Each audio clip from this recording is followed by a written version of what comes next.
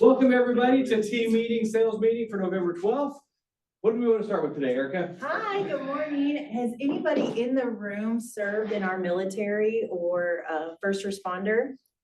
And if you're online, you have put a. Oh, will you please stand? Well, we would like everybody to give them a round of applause. Thank you so much. We would really like to make sure that we honor anyone watching online and you for your service. It is a remarkable day we had yesterday, but every day for the men and women who have fought for our freedoms, and we don't take it lightly. So thank you very, very much. And those of you that are online, haven't been in the building the last couple of days, you'll see a slide that's pretty cool here in a few moments. But first, you gotta know who you're sitting next to. So you got 30 seconds to introduce yourself. If you're online, send a message to somebody you don't know, ready, go.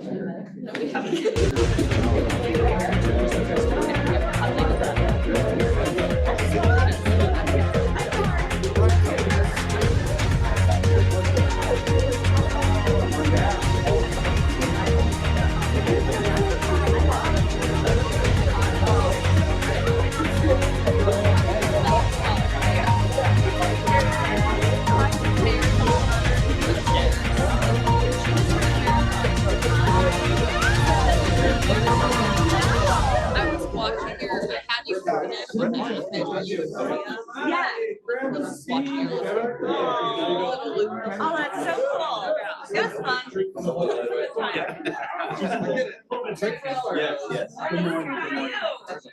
Okay, so as we move, if you did not know, today is our last team meeting for November.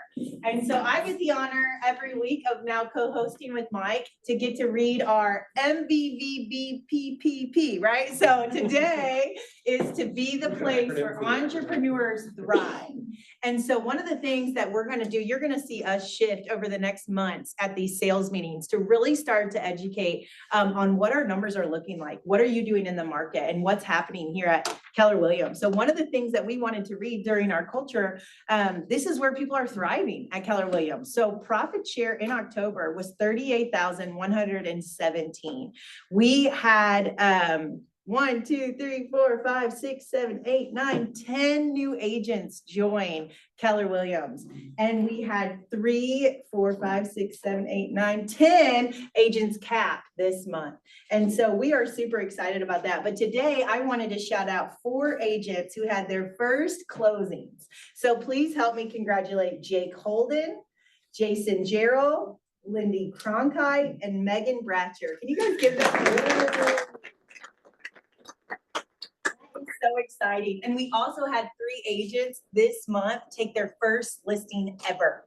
So if you see Adriana Brewing, Judith Magnin, Amazing. I can never remember how to say her name. or Samantha Davis, if you see them, give them a high five. Their careers are off to a running start and we are super excited to celebrate them. Yes. So you're gonna see a lot on focusing on the production that's going on. The whole theme of do the work is kind of flowing through everything. Also, we got a lot of people who help us do the work. This is our vendor and affiliate group. And if any of you are in here and want to say a quick something about yourself, let's start right there. Oh, gosh. Hi, everybody. My name is Bryant Young, Insures the Ozarks, your friendly local insurance agent. I was actually talking to Mike before this. He was at a bar with a pig. Weird deal. Pig had like 20 beers and Mike looked at him and he was getting ready to, the pig was getting ready to leave and Mike looked at him and said, "Hey, don't you want to use the restroom before?" And the pig said, "No, I'm just gonna wee all the way home." But Next. Oh, man. how do you follow that? Yeah, I'm just gonna leave that there. Eric Cheney, home loan expert with Mid-Missouri Bank, conveniently located right across the parking lot here. And super glad the election's finally over because we are seeing rates start to creep down again finally. So that's good news to everybody in the room. Yay, Kevin. Hey there, Tim Kohler, Allstate Insurance. I'm my property casualty needs. Have a wonderful home product going on right now. So please take advantage, help clients, and be happy to help assist. We'll just go down the road there. All right, Cole Keeling, USA Mortgage. As you guys know, the market is a little bit slower right now. So with that being said, our turn times are a lot quicker than normal. So if you guys need something done really quickly, maybe a super quick close, we can help them out. Jess. Hi, guys. Jess Bowman, Bowman Insurance Group. We are just here to help with any and all insurance needs and hopefully help you guys get the deal closed, whatever we can do on the insurance side. Ms. Christina. Hi, I'm Christina Ferrante with Flat Branch Home Loans at 417, your lending lady for life, but I want to say thank you, a big thank you to my Keller family. I am committee chair for volunteers for Springfield Black Tie, which is this weekend. I had to find 45 people to volunteer, which is a lot. Not a single person at Keller Williams that I asked said no. Yeah. And that is, thanks for being family. Yeah, that's awesome. Who else we got? Oh, yeah. Carl McDowell, Doxon Home Inspection, is certified master inspector through Internachi, for all your home inspection needs, anything from home inspections to manufactured home, permanent foundation certifications, sewer, septics, mold, termites, all that good stuff. So, thank you. Carl, your head was hidden from where I was. Anybody else? All right, who's the Vindy winner from last week? All right. All right. Well, there's lots of good Yeah, there is. insurance agents in our room. And Carrie kind of touched on this last week. With insurance as crazy as it is right now, I would recommend you guys to take advantage of getting quotes maybe even before they make an offer, especially if it's an older home. So with that being said, I'll give the Vindy to Kevin this week. Our Steffes Award winner last week was the Fisher team. Yes, and here's what they said. In reflecting on a challenging transaction we closed together, this person was a beacon of support, going above and beyond, not only for her clients, but all parties involved. Her kindness, resourcefulness, and team spirit shines through in every interaction we've ever had with this person. Her willingness to truly be a part of each solution instead of sitting idly by is admirable. Thank you to Birdie for being an amazing colleague and, more importantly, a friend that you have been to us. We appreciate you. Can you guys give it up for Birdie? Phone number ready. We need to text her and tell her congratulations. Phone number 417-766-2630. One more time, 417-766-2630. And we have one more culture thing. We kind of touched on this earlier. If you came down the wall here, how many of you noticed something new? If you're not in the room, this is what the wall coming into the training center now looks like. So we have a KW military logo up there with the different branches. And we're pretty sure we've missed some people because with 460 agents, it's hard to get everybody.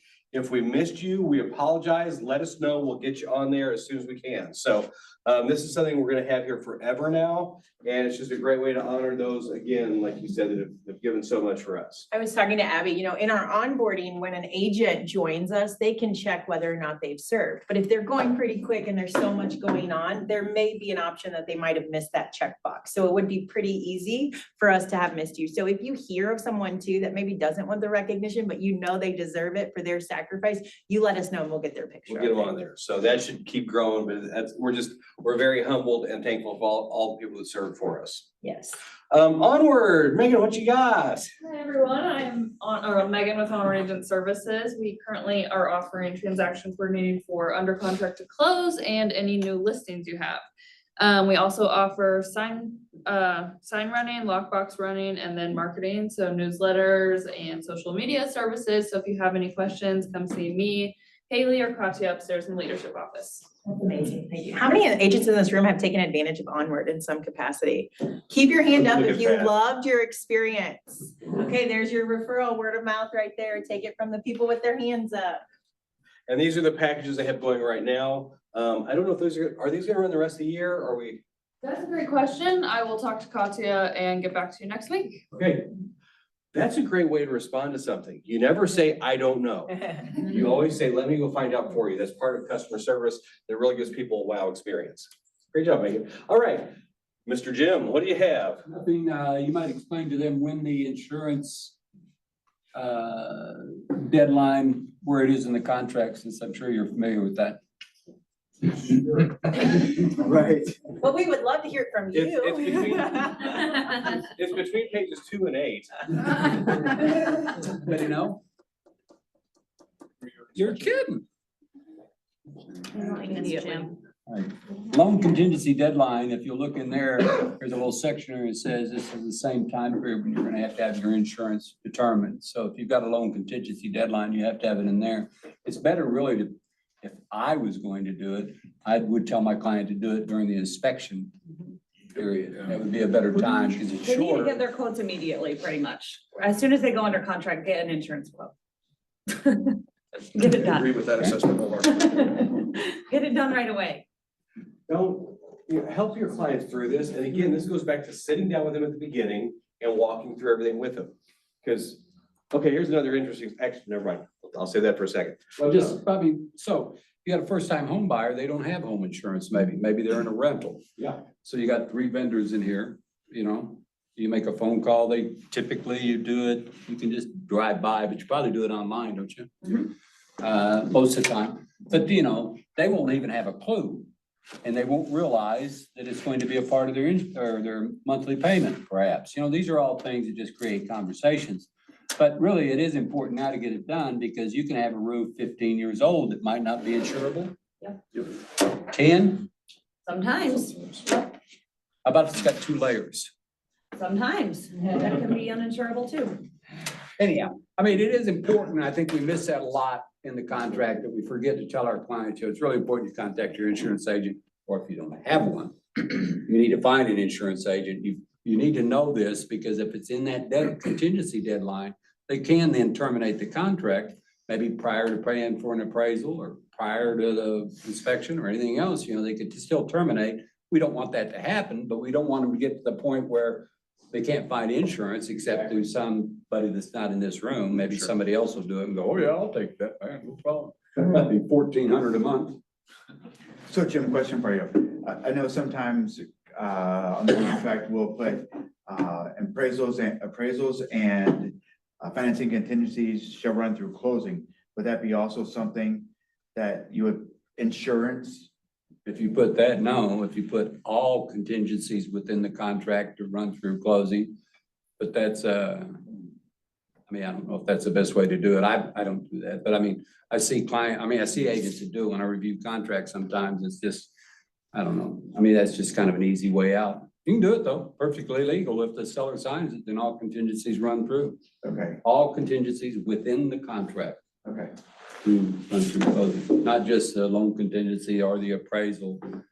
If anybody wants it, I've got a spreadsheet that says, it's a buyer's expense spreadsheet, and it puts all these different things in there, that, inspections, transaction fees, closing costs, all of it. And I'd be happy to share with anybody or even show you how to use it. And it's set up for 20% loan, 10%, 3.5%, 0, all those things. You just plug it in and it'll help you do all that. But give them the info ahead of time so they make a good decision. But if you want that, shoot me an email. I'll be happy to send it to you. Mike Brown 417@kw.com. All right. Also, don't call people you're not supposed to. Don't get sued. That's a good thing. Not get sued, that is. Numbers for the week. Everything went down except in the east. Their contracts went up and their closings went up. What's crazy, usually east and north follow a week after what happens in the city. Meaning Springfield. But it's very interesting. Everything's down. 6 homes went under contract in 1 day or less. So if you take a new listing and you tell them, hey, it's gonna be sold by tomorrow, be prepared to be mad if it's not, because that's really what's going on. Here's compared to last year. A little bit lower than some of the numbers, actually a lot lower. Look at this. This time last year, 46 homes went under contract in 1 day or less. It's a different market. 100 less. That's wild. Yeah. So if you're feeling like it's slow, it is. But that doesn't mean you have to be slow. You can take market share that other people aren't. Active listings for the week, we were at 2148, so we went up 4 from last week. Last 2019, it was at 2220, so we're kind of close there, but the week after it went to 2148.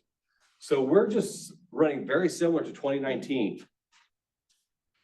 Go back here, last year, there were 1,600 homes available. So you have 400 or 500 more homes to choose from. But there's a lot of other factors going on with it. Okay, so last week I was at Boston for National Association of Realtors, and Dr. Lawrence Yoon, who's the main NAR economist, I can never say the word right, went through his whole slide deck of what's going on right now. I sat on 3rd row so I could get good pictures because they're not putting these out till later next week, I don't think. So we have the info ahead of time. So this is a pop-up thing that's not even on the calendar, but Friday at 10:30, I'm gonna go, if this room's open, I'm pretty sure it is, I will run through the slides and some of the highlights he shared, Friday, 10:30, and I will Zoom it too. So if you want some of the most current info, hop on the Zoom or join that and we'll walk through it. I just popped this one up for an interesting thing, because September 24, the pending contracts were going up again compared to where they were. Okay, two interesting stats that hit me. The average first-time home buyer is now 38 years old. The average repeat home buyer is 62. So this is the question I'm asking myself. Who are we advertising to? Who are we marketing to? Are we marketing to people that can actually buy a house right now? And then the 62-year-olds, they said, this is a little tease for Friday, they're staying in their home 15 to 20 years. That's why there are less homes available still compared to where we need to be. People are staying in the homes longer. So we'll dig into all this, but there's a lot of info, and that's your job, is to know the info. So when you go talk to buyers and sellers, you can help them through the whole process. Okay, you were talking about profit share earlier. Here's where we are on that. You want to jump in on that, or you want me to? You can do it. Okay, we had our profit share for last month was $38,117. It's shared back to local agents. So I don't know if you know this because they updated it. If you go to your KW app, and it wants me to log in, huh? There was some giant scamming people that were trying to jump into command. That's why they've had to jump all the security things on there. But at the very, very bottom, it will show you your profit share from the last month. If you click on it, it will show you your totals for the year. And it's now, instead of just updating on the 21st, they're usually getting it around the 15th. So look for that, see if you've got your share of this. How do they get their share? You invite somebody that's a non-KW person to have a lunch with me or Erica. We will talk with them, see if KW is the right fit for them. It isn't for everybody. We are pretty picky on who we choose to have in here, but that's how you build your profit share. You don't have to go do anything. You just get them introduced to us and we take it from there. We are $39,621 above 2023. And the exciting thing about how Landon and Rachel run the books, we already paid our rent for the rest of the year. So we're set for November and December already. So we are financially in a great spot. A lot of brokerages cannot say that. All right. Yay, I am so excited about this. So today, I found out something new yesterday from Mike. Back in the day, after team meeting, they used to caravan around and go look at listings. So I am super excited. I will be a part of this, and we are meeting Susan and her group at home number 2. It's directly following this at 11 o'clock, and we'll get to see 2 luxury listings. So you're gonna get to hear from Susan today. I'm sure she'll touch on it, but I will be there. I'm super excited. And then she's gonna help us understand luxury properties, potentially how you show a luxury property, and the real differences between that price point and some of the other price points. So super excited. It's a different language. Susan, you want to say anything on it? Yes, thank you. Excited, the first house, we're unfortunately not able to see it, but one thing that when I went to preview to make sure I understood the homes, they did ask at Highland Springs that we all wait together to go in. So you might wait, I'm gonna go on in because I'll be waiting for you all at the house, but if you want to, if you caravan, that's great. But if you want to wait at the gate and then say, okay, we're all here, that would be best. I will preface it when I get there to make sure that they know that we're coming through. The reason is it's a gated community, it's gated for a reason, and so they're trying to keep, but they will ask for your, most likely your business card and ask why you're there, ask what listing you're going to see, and then give you a thing to put on your mirror to make sure that everybody in the neighborhood knows you don't belong there. So be thoughtful about that. The other home, you don't need to worry about that. It's not in a gated community, but those are literally some of the things that we'll talk about today. But those are things you need to know about showing luxury homes. Absolutely. And there are some people that just wave you on through, glad to see you, what house are you looking at? And other people will literally ask for your business card. And they might ask you a few questions. So just say you're there for an event that Keller Williams is hosting at one of their luxury listings, and be polite and all that kind of stuff. I will tell you all, once I got the realtor license plate, it made it a lot easier to get into the neighborhoods. Because they see that, they're like, okay, he's legit. They might ask you about contract contingencies or something, so you might ought to take. Oh my gosh, you gotta pass a test to get in. What line is What it? if you're really a realtor? Insurance contingency. Oh my gosh. What's your favorite color? Blue, no yellow. Ah. Money probably that advance. Thanksgiving potluck is coming up on November 21st. Is that next week? No, so 9 days away. I can't count. Landon's gonna throw the post up in there. So we do an old fashioned potluck dinner. Landon's got a list and I think we've got it. I don't have the chat up. No wonder I can't see anything over there.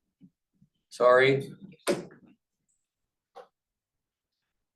It'll be coming, I promise. It'll be, there it is. Oh, that's luxury home tour link and Thanksgiving potluck link.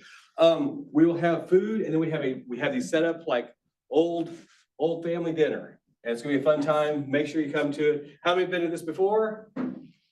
Make sure you come to it again. It's gonna be wonderful. You're gonna love it. So we just need to sign up so we don't all bring the same yams. Is it gonna be wonderful? Like, what if they don't bring the side dishes? Then it would be sad. Yeah, so I feel like we need you to help Yeah. us make it wonderful. Yeah, let's preface it with that. You will make it wonderful, There otherwise you it won't be. Okay, here's the rest of November, and we're gonna get back into this habit. We used to do this every time, and the new people for the week or for the month are on the bottom here. Yay. So the people we want to recognize are Ron Parker, Michaela Helms, Hunter Kramer, Chelsea Tinsley, Miranda Dusenberry, Sherry Collins, Tiffany Jameson, Lorena Anton, Valerie Childress, and Amber Price. Those are our new KW family members this month. So if you see them or if they're online, welcome to the family. Come to Thanksgiving. Other stuff this week, we have contract class on Wednesday with Don, buyer seller contracts. Jim has a contracts class at 11. Both of those will let you know where the financing contingencies are and insurance contingencies. Command lead to close with Landon. If you don't know all the steps to make command easy, go to this class with Landon. And then wealth building on Friday, and then my little pop-up thing on the NAR slides. Okay, have you all met Jackie up front yet? Yes. Yay, she's our new director of first impressions, and she can help you schedule a client event. Those of you in the room notice the Christmas display is up. You can use this room for a Christmas client event. You just gotta book it with Jackie up front to make sure the room's reserved. And you can have pictures with Santa. You'd have to bring your own Santa. But we have a hot lead to a Santa. Do you want to stand up and share? Sure. I don't know how many of y'all know my husband Nathan Winfield, but he is being Santa now. So if you follow him, you know, he has a beard company and he's got a big old glorious beard. But he has jumped into the almost cultish world of Santa Claus. So if you need to hire Santa, reach out to Nathan. He'll be happy to help you. Woo! I asked her a silly question last week or the week before. I said, do you think he'll ever shave? She said, that's who he is now, right? And just for clarification, he's not the real Santa Claus. He's just one of Santa's helpers. Yeah. correct? I don't want to ruin it for anybody. In case there's young kids online. Okay, Greater Summit at Greater Heartland Summit is this next week. Ranson at Chateau. There's a welcome party Sunday night. Then Monday is the main event. It's 9 o'clock. And then Tuesday event is like mega camp in a regional level. Tickets are still on sale, I think till Thursday. Landon, is that correct? I don't know if he has a microphone on his computer, come to think of it. Yeah, sign up through Thursday. I just posted Thursday. a link in the chat. Yeah, they just need to reach out. Okay, but this is gonna be a great event. We got several people going down there and Jen Davis is actually speaking at it. So make sure you get to that. And then this event. So for all of those people that we just welcomed and for everybody in this room, we wanted to create a quick happy hour on December 2nd. Paulina and Lala Baker and I are gonna host it. We have some incredible sponsors, so we'll have some food and drinks. And it will just be a quick down here, 1 hour, come meet new people, introduce yourself, and make sure that we continue this idea of a happy family.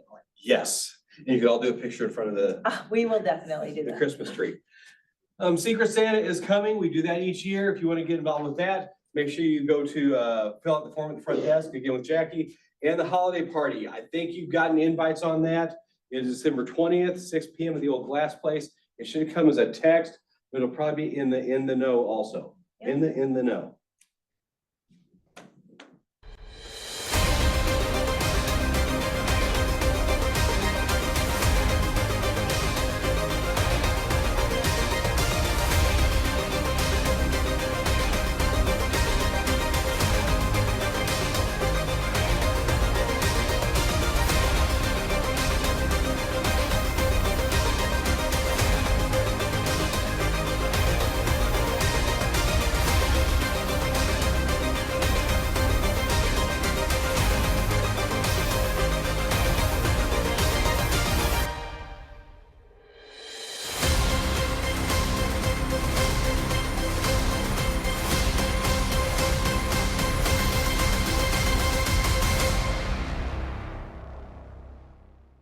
believe it or not, family reunion is about 90 days away. So it's almost time to get ready for that. It is in Vegas again. If you want to go ahead and get signed up for it, here's the QR code. We will have a package thing for guests again. So if you know somebody that could really learn and benefit from being at KW stuff, we're gonna have something coming probably early January to help with that also. And that will help you get a ticket and possibly get your room taken care of too. So think of agents you deal with that could use some of these resources. How many in here have gone to family reunion before? Lots of hands. 1, 2, 3, 4, 5, oh, more than I can count. How many of you know it could help somebody that you know? So make sure we use this to our advantage to help our agents in the area learn what's going on. Okay, quarter 4 meetings. Today is November 12th. You'll notice 19th, no team meeting because we're gonna be at Greater Heartland Summit. And then the next week is Thanksgiving week. So the next one will be December 3rd. We're almost at the end of the year. This is crazy.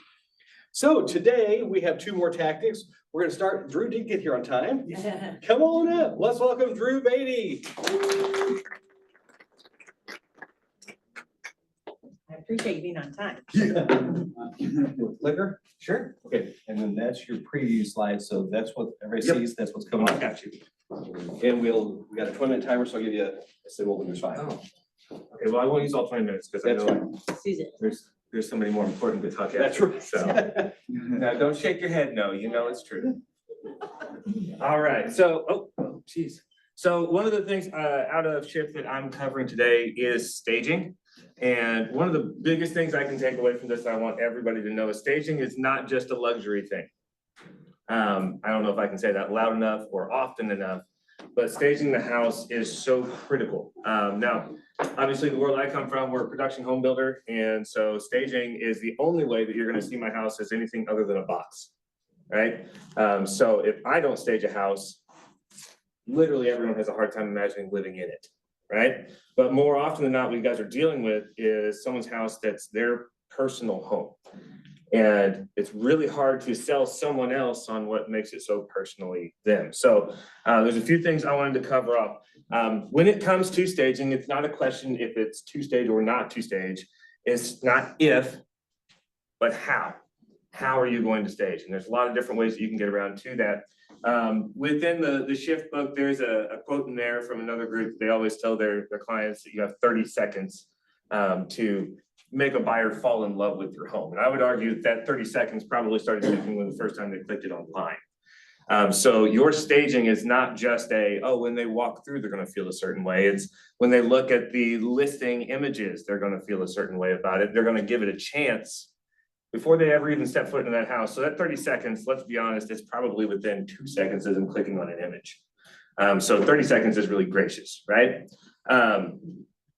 So when you're talking about staging, the most important thing is setting up, I loved how they put it, it's a novel of how you're gonna read the home. And so when you go into the conversations that you have, when you're doing a listing meeting, when you're having those follow-up meetings as to why the house is still sitting on the market 2 months later, you really have a few key things that you can start pulling levers on, right? And I love this, the 3P 2F formula, plannings, paint, and pictures. That's an easy place to start. If you have family pictures up, probably want to adjust that, go to something a little bit more nondescript, because how hard is it to say like, this could be my home, and look at my cute family that doesn't even resemble me at all. It's really, really paint. I know my wife is all about iron ore right now, and she thinks that every room needs to have a nearly black. Know about that, that's her choice, but that's also a conversation you have whenever you have somebody walking through your home consistently and they're saying, oh my gosh, I have to paint every single wall. Or, oh, I don't know about this room, that purple, it's intense, right? And while that could be a selling point, and as long as it's aesthetically pleasing, you can have that conversation. Sometimes they're gonna stay, sometimes they're potentially okay. But then plantings, which plantings do we think would be the most important? Anybody have an idea? I hate being the only guy talking. At the front door, before you get to the house, before you walk inside the house. Curb appeal. Now, plants inside the home are really nice too. Not just for the oxygen, but also the fact that it looks like somebody could actually live there. But curb appeal is huge. So when you're looking at the 3P2F formula, plantings being the first thing that they list is they're on purpose. your landscaping at the front of the house, and I will tell you this, I can speak to it a million times over. In our communities where we've purposely gone in and put front landscaping in the homes and around, making sure that like the curb appeal of the home is dramatically different, those homes move significantly faster. Now, in the neighborhoods where we've tried to save a buck, where we've tried to get them absolutely to that bottom quotient and that opportunity, that's been the first conversation. Everyone's like, it's okay, but boy, it just looks like a box. Oh, I don't know if I like it. Same house, put some landscaping in front of it, and all of a sudden, oh yeah, I could come home to this. It's a completely different mindset, and that starts from that first click, like I said. So everything with that, but more importantly, and this is something I can't say enough, as an agent, you need to have these conversations at a listing meeting. You need to start talking about it early and often, and you need to be the one who's leading the charge, because it can get very, very comfortable to say, man, my house is amazing. Every time I have friends come over, they talk about how great it is. That's great. Are your friends buying your house? Right? That's a real question for them.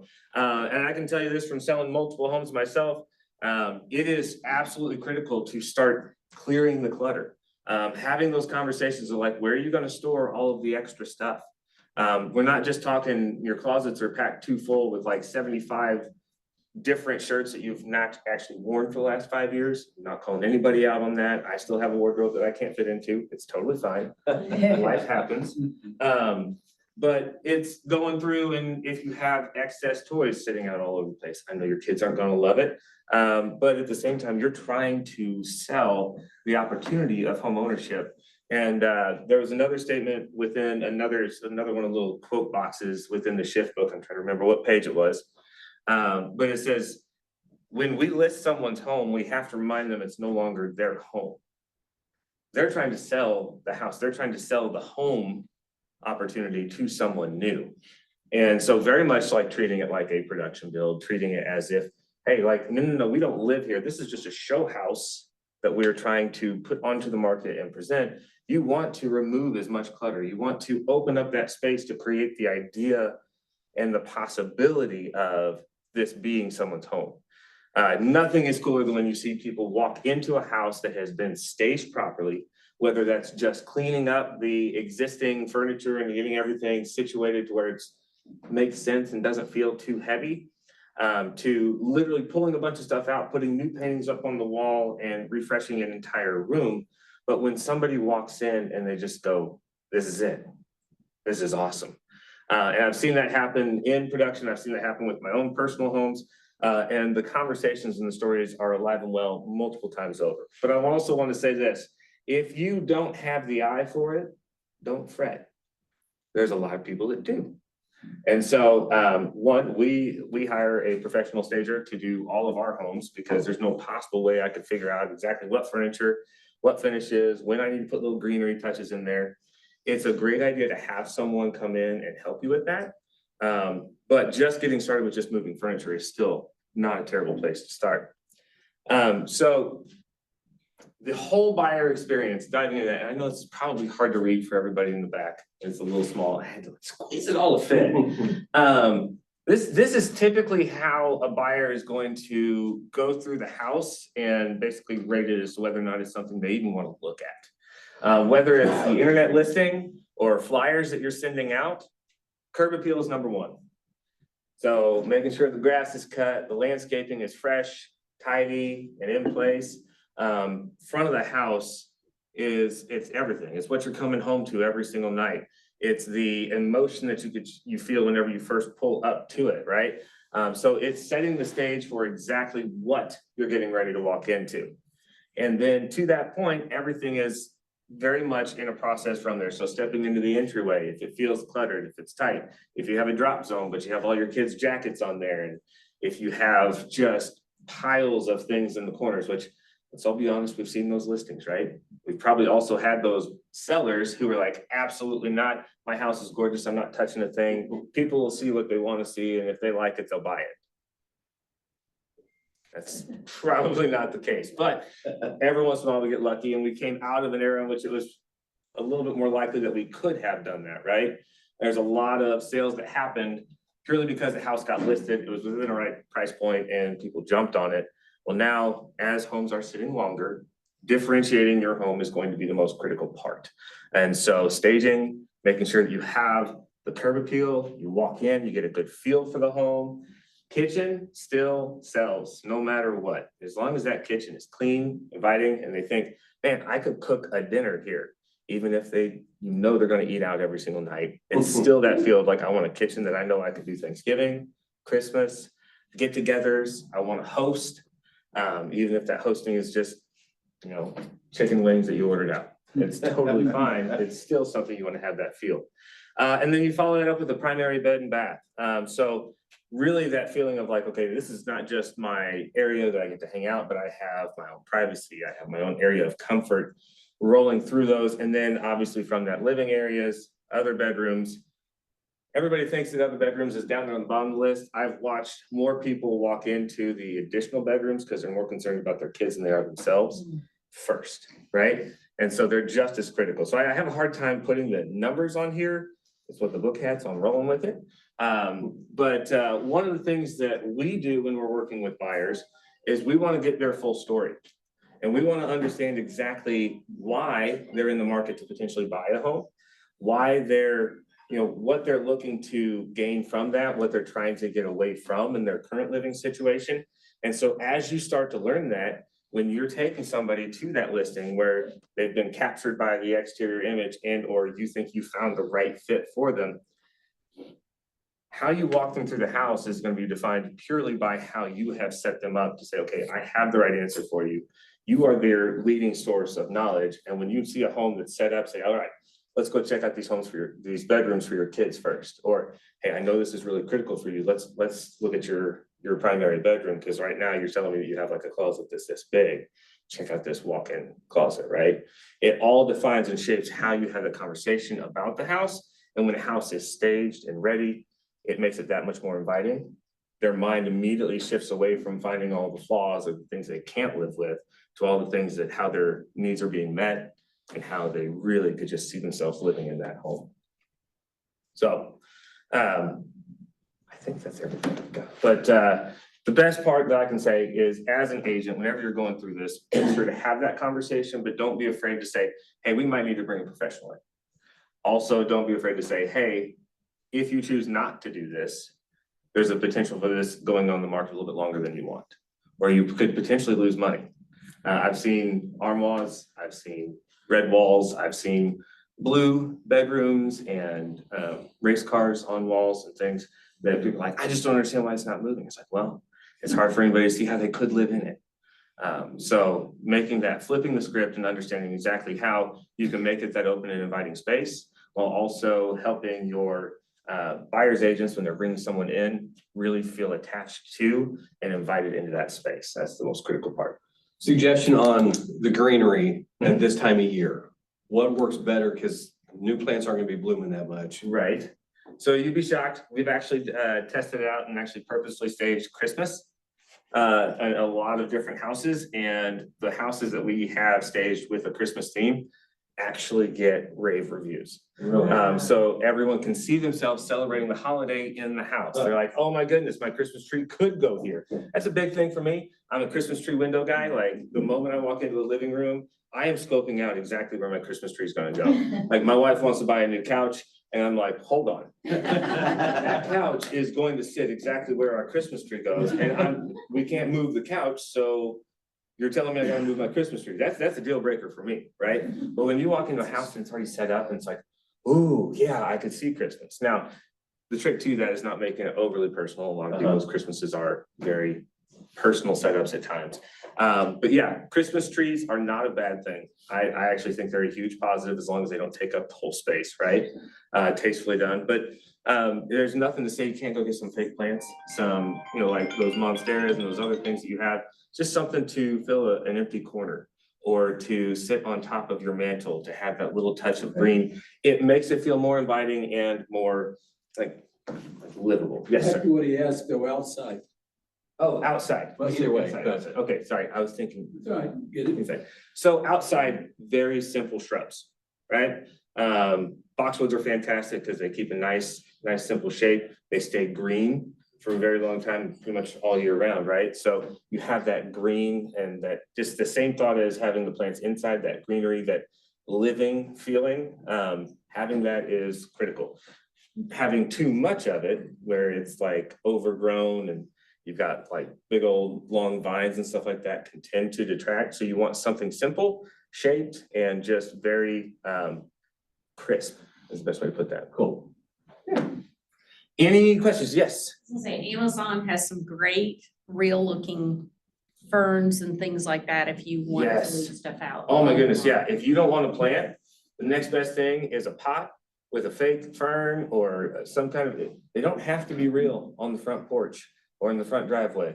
Yes. Do you know what it costs, like estimated for like staging? That is, One time and it was like $900 over 3, I was like, oh. crap. yeah, so it depends on how much needs to be done. I would highly recommend, especially if you've got a family living there, trying to situate the furniture that they have first. Because you always want to start with like, okay, how do you live and use all of this? But what's the best way to make this room feel the most open and ready? Because then that reduces your cost, right? But yeah, so having somebody come in and stage, or if you have a family that like they had to move for a job and then they've got an empty house, you could spend somewhere around $1,000 or more to have that home staged. But what you're doing in that situation is you're trying to help them move that home without any connection to somebody potentially living in it. It's much like what we deal with when we deal with an empty box, right? It's so hard to take 4 blank walls and say, yeah, this is it. Very few people can actually imagine that. So few people can walk in and say, okay, yeah, I could see this house being mine. A lot of them you'll see whenever they do move in, if you've done a good job staging, when you walk back through that house with them later, they'll have furniture set up in about the same way they saw it whenever they walked through it. Yeah, I'm contemplating having my investors build that into their numbers. I totally agree with that. It's making the difference right now. Yep, and I think that's also something in your listing presentation, if you were to have a statement to say like, hey, we highly recommend this, it could cost up to this percentage or this total, have a flat fee to that. But we would like to include that in the total bundle, and I just want you to understand that that's what these fees are for, right? Being upfront about it and being very honest, it's only gonna give you kudos to the fact that whenever the house does move and move exceptionally well at the price point that they needed it to, that you knew exactly what you were talking about. Yes, sir. Well, you can also do that, by bundling services. Yes. So here's my commission is X, but I can give you the gold service, gold level service, and include staging, and the commission will be 0.5 higher. Yep. Than what. A lot of fantastic And then you teams get do paid that in on a closing, consistent you're not basis. expecting to come out of pocket with cash or anything, but it's just, if you want to bundle your services, that's one way to do it. And it is expensive, and she'll tell you on luxury listings, especially vacant.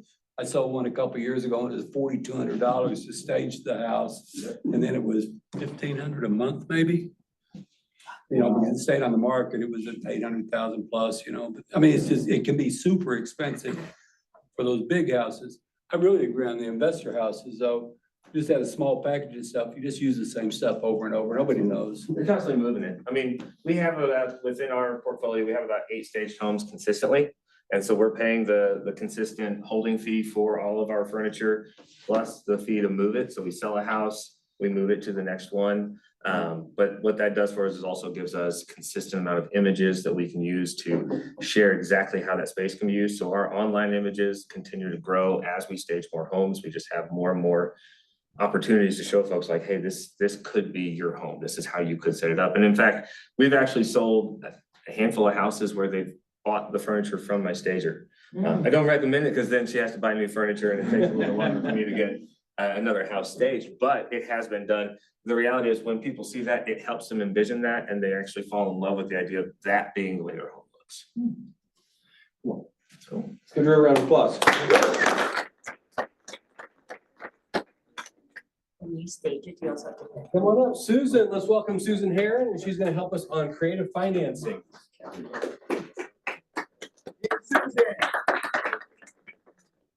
And we've got a yellow stripe. I don't know where it came from, but we're gonna live with it because that's what we get rid of. Yeah, I saw that pop up online. So right here will show you your next slide for this. Oh, Well, I'm gonna say this, Drew got the fun stuff. Yeah, Drew did. And That was I'm so fun. sorry to you all lenders in here today, your lending is not quite as much fun as staging and all that, but anyway.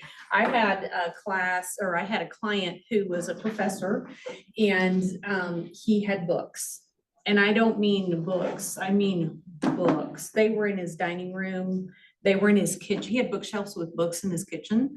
And he would not remove the books, and he probably lost minimum $5,000 on the value of his home. And I expressed that to him, he just wouldn't move them. So sometimes you have to carry on and say, okay, fine, great, we'll work with the books. But when you have clients calling you or buyers calling you, agents calling you and saying, what's with the books? And you're like, what is that room? I'm like, it's supposed to be a dining room. If you notice a chandelier hanging above all the bookcases. So anyway, staging can be a lot of fun, and it's a great investment. We went from not needing staging because things were moving so quickly, you could have dirty dishes in the sink. That's not the market we're in anymore. So I get to talk about financing today and creative financing. And the curious thing about this is if you go to the Shift book, there's what, 26, 28 different creative finance. Obviously, we're not going to go through all of those today. So what I'd like to do is just talk about some touch points and some things that will help you get started and point you in the right direction. And hopefully this will be a little bit insightful to you. I can't stress the importance of having your team, and we've got some great lenders here today. And if you know your team, that starts before you start working with clients. So anybody can tell you, Mark, you've been in the business for a while. You've got to know lenders. You need to know who you can call. Hey, I've got a client with this scenario. What are your thoughts? And they can help guide you through. That gathering your team, and when I say that, I mean your lenders, those people that you know you can call on, that involves you calling and saying, could we have coffee sometime? I've got some questions. What products do you offer? How do you service our clients when I send you somebody? That's a very important thing to know. Set the expectations. You know, are you going to communicate with me? There's nothing worse than working with the lender that's in Timbuktu and you're going, hello, you know, we need updates. So having those people that you can call on, just even the understanding that just like you have a client sometimes call you, they're not ready to sell or buy, but they've got a question for you. You want to be the expert.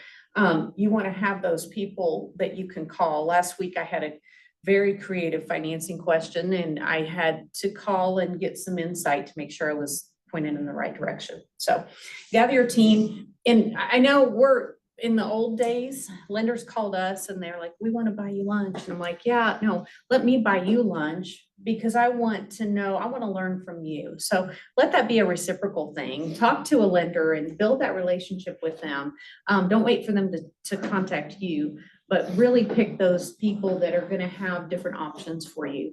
And I set the expectations with my lenders that, you know, we want to be involved, we want updates, and I think lenders are doing a great job nowadays. Used to be, it was kind of you sent the contract and then you're like, hey, is there anything going on? And I literally have had, we were a week to closing and the other agent had not sent the lender the contract, and I would not have known that because I was on the listing side and there was no communication. So set expectations with your lenders.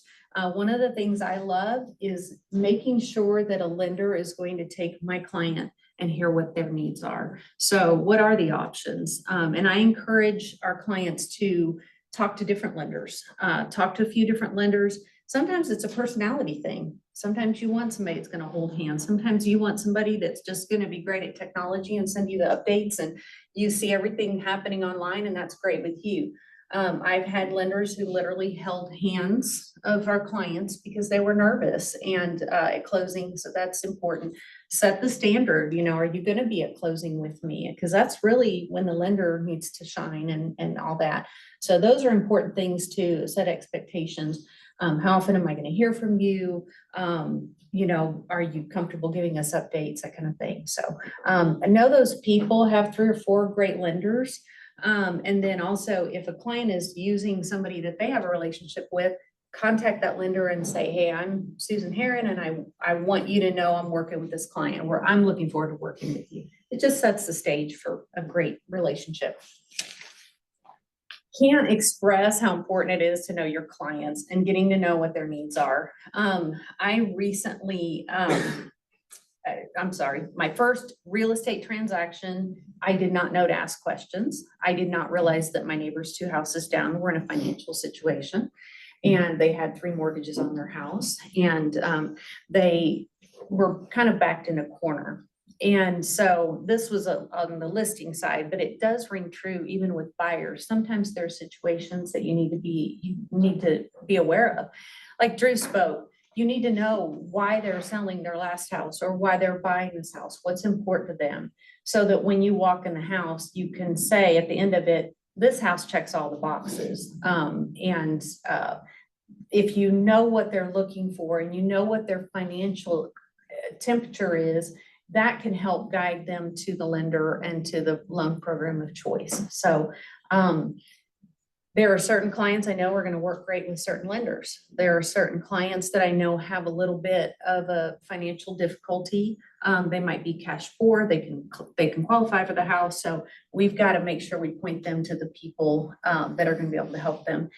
And this is a relationship business. And so if we don't know who we're working with, we don't know our clients and their situation, it does make it a little hard. We might push them in a direction that maybe they're a little uncomfortable with.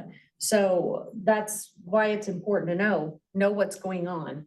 And that starts with the relationship and conversations way before anything. If you can get in front of clients, get to know them and know their situation, that helps a whole lot. You've got to know, do they have money for a down payment? Do they not have money for a down payment? We're coming back in the market of asking for concessions.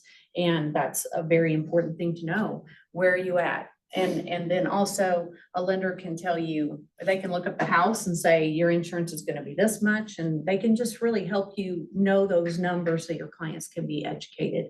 But it does really start with having the trust that you build with clients, that we should be building with our clients in any way. I think it's very important for our clients to know their options. So there, as I said, 26, 28 creative financing options. Some of them don't know that they're really applicable to our world. Hopefully you're not using all of them, but some of them do happen. So when I send a client to a lender, they'll ask me for a list, and we typically try to give them a list of several, and we encourage them to talk to several people. But make sure your clients know their options. So when I reach out to a lender, I don't want a lender to put them in an FHA box. That might not be the best thing suited for them. I want our clients to be able to see, these are your options. This is what that's going to look like. Is that a little extra work for lenders? It really is. It's a little extra work, but it helps our clients understand their numbers. And I recently bought a house, and I understood then that I had, I didn't want the lender putting me in this box. I wanted to know the parameters. Well, what are the options? Do I want to buy down my interest rate? Do I want to do this and that?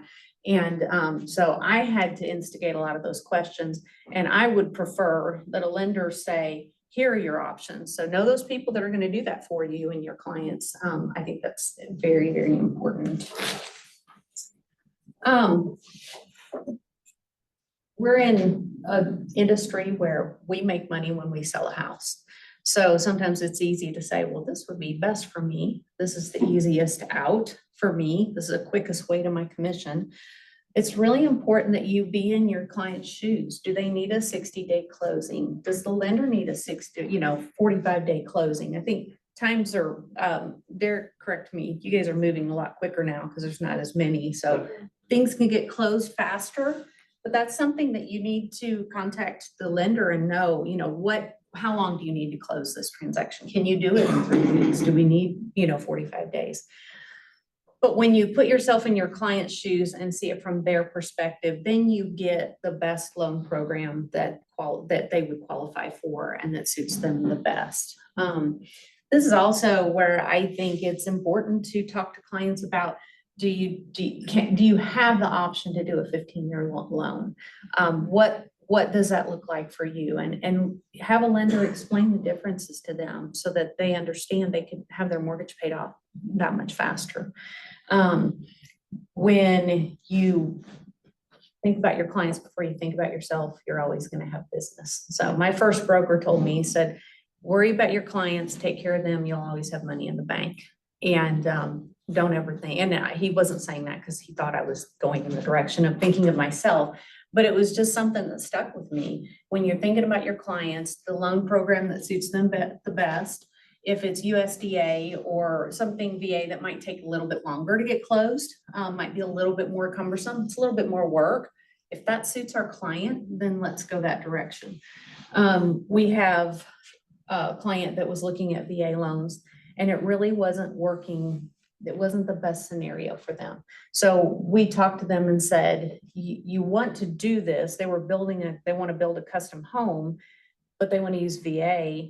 And we explained to them how that was going to change the builders even that they could choose. And that was going to change the way the process went for them. So it's really important to communicate with your clients through this whole process. If a loan program is not working, talk to the lender and say, okay, do we need to change this over? Or is this going to help our contract get accepted? Because we all know from a few years ago, if it was USDA, forget submitting the offer. It wasn't going to work. So could we do something different? There are some great programs too for assistance. So with money down. So talk to your favorite lender about that. Take them to coffee. Don't wait for them to invite you to coffee. You take them to coffee. There are hidden fees. I have a client who is an attorney. We recently just redid some business with him. I was early in my career and I said, here's some lenders. He said, no, I want Quicken. And I said, wouldn't do that if I were you. He said, you know, I know what I'm doing, Susan. So I said, okay. And I backed off. He called me 2 days before closing and said, my gosh, I just got my statement and I'm going to owe $10,000 in closing costs that who's not expecting that. And he said, what do I do? And I said, well, you come and you close on the house because I warned you about this and you didn't listen. And he did, because he was an attorney, he closed on it, and then he went back to Quicken and they gave him a whole lot of money back after, but that doesn't always happen. So people will say, but I know, but the interest rate is so low. I'm like, I know, but look over here. So make sure if you trust a lender, then your clients hopefully will be able to trust them as well. But some of those hidden fees with some of those online click, you know, do I qualify for it? To test Quicken, I'll tell you how old I am, because is Quicken a thing now? It's now Rocket Mortgage or different, you know. But I went online one time and just plugged in random numbers and they told me I qualified for a house that I knew I did not qualify for. And I did that on purpose to prove my point, because at that time we were getting to the finish line and people are saying, sorry, I don't qualify for the house. Well, because somebody didn't do their homework. So I'm a big fan of local lenders. If somebody wants to use somebody outside, that's their business, and seeing the things that can happen when that doesn't go in our client's favor. But the hidden fees, the lack of communication with the lender that we don't know. A lot of our clients, if they do go that route with the big box lenders, they are literally finding out that they're a number on somebody's desk and you're getting the crap without them. And then every time you call, you're calling a call center and you can't really talk to the same person. So just make them aware of that. And then if they do choose to go that direction, honor that. Obviously it's their choice, but be ready to explain, like I did to this client. I said, you're going to go ahead and close on the house and you can figure that out later. And he came back into business with us again recently. So obviously it wasn't the end of the world for all of us. It's very important to know your boundaries. I would say this in any part of real estate. If you don't know something, like we talked about earlier, I don't know, but I'll go find the answer. Or that's not a me question, that's a lender question. That's not a me question, that's a title company question. Or that's not a me question, that's a question for your attorney. That's a really important thing to be comfortable. We are not attorneys, and I think sometimes we give out advice that we should not be giving out. So stay in your lane, know when your job starts and when it stops, and feel comfortable saying, I'm gonna refer you to so-and-so.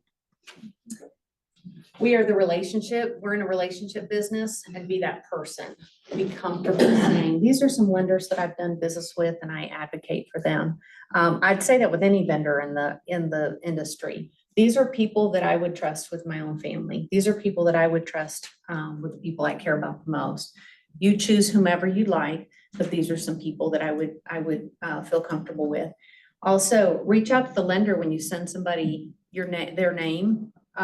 When you send someone a lender's name, reach out to the lender and say, I sent so-and-so to talk to you. They're interviewing lenders, but I wanted you to know that they might be contacting you.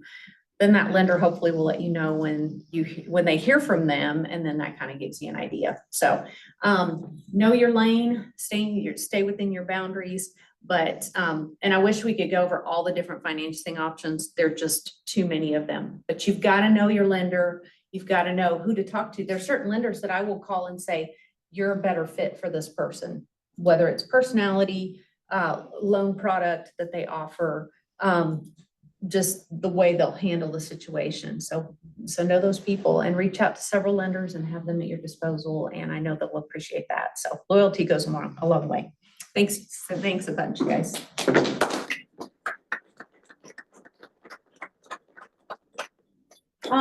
Before we let you guys go today, can I get 2 ahas, maybe one from Susan's financing and one from the staging? Anybody got a good practical tip?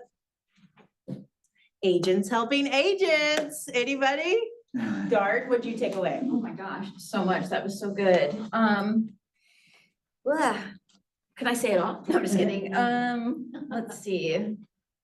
Well, I think know your boundaries, stay in your lane, because we do get a lot of questions about all the things. And I always say to my clients, I can't per se help you with that, but I'm going to find out for you. Let's talk to this person and let me get you the right answer.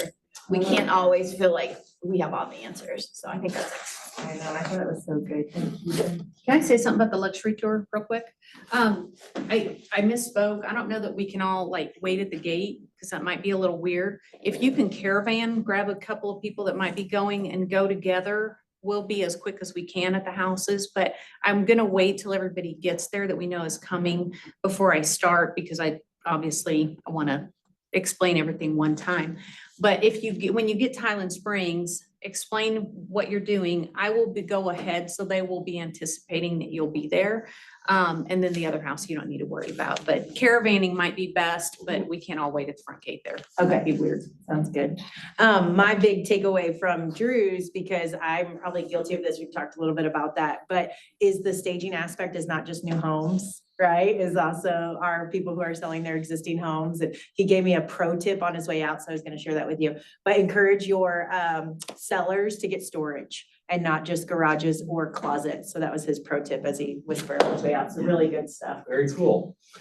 So a reminder, next week, no team meeting because we have Greater Heartland going on. Not too late to get tickets. We need to let us know by Thursday. We can get you in on that. I think that's all we got this week. Thank you Thank you all guys. for See you at being the here. luxury